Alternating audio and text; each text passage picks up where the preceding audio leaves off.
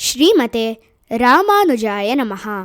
ವಿಷ್ಣು ಸಹಸ್ರನಾಮದಲ್ಲಿರುವ 192ನೆಯ ತಿರುನಾಮ ದಮನಃ.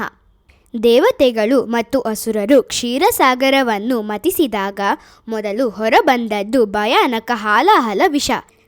ಅದು 14 ಲೋಕಗಳನ್ನೇ ಸುಟ್ಟು ಹಾಕುವಷ್ಟು ಪ್ರಬಲವಾಗಿತ್ತು. ಭಗವಂತನ ಸೃಷ್ಟಿಯನ್ನು ಕಾಪಾಡಲು ಶಿವನು ಶಾಂತ ಮನಸ್ಸಿನಿಂದ ಆ ವಿಷವನ್ನು ಕುಡಿದನು.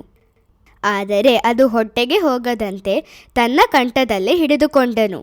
ಇದರಿಂದ ಅವನ ಕುತ್ತಿಗೆ ನೀಲಿ ಬಣ್ಣಕ್ಕೆ ತಿರುಗಿ ಅವನಿಗೆ ನೀಲಕಂಠ ಎಂಬ ಹೆಸರು ಬಂತು.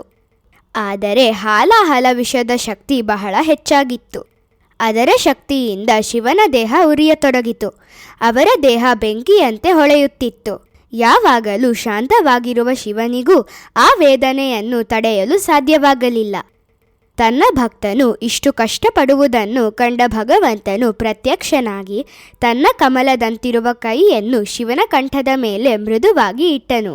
ಭಗವಂತನ ತಂಪಾದ ಕೈ ಸ್ಪರ್ಶದಿಂದ ಹಾಲಾಹಲ ವಿಷದ ಉರಿ ಕಡಿಮೆ ಆಯಿತು. ಭಗವಂತನ ಕೈ ಶಿವನ ಕಂಠವನ್ನು ಮುಟ್ಟಿದ ಕೂಡಲೇ ಅವನ ದೇಹದ ಉರಿ ಮತ್ತು ನೋವು ಕಡಿಮೆ ಆಯಿತು. ವಿಷವು ಶಿವನ ಕಂಠದಲ್ಲೇ ಉಳಿದರೂ ಅದರ ನೋವುಂಟು ಮಾಡುವ ಶಕ್ತಿ ನಾಶವಾಯಿತು. ಶಿವನು ಹಾಲಾಹಲ ವಿಷದಿಂದ ಉಂಟಾದ ಯಾತನೆಯನ್ನು ದೂರ ಮಾಡಿದ ಭಗವಂತನಿಗೆ ಕೃತಜ್ಞತೆ ಸಲ್ಲಿಸಿದನು.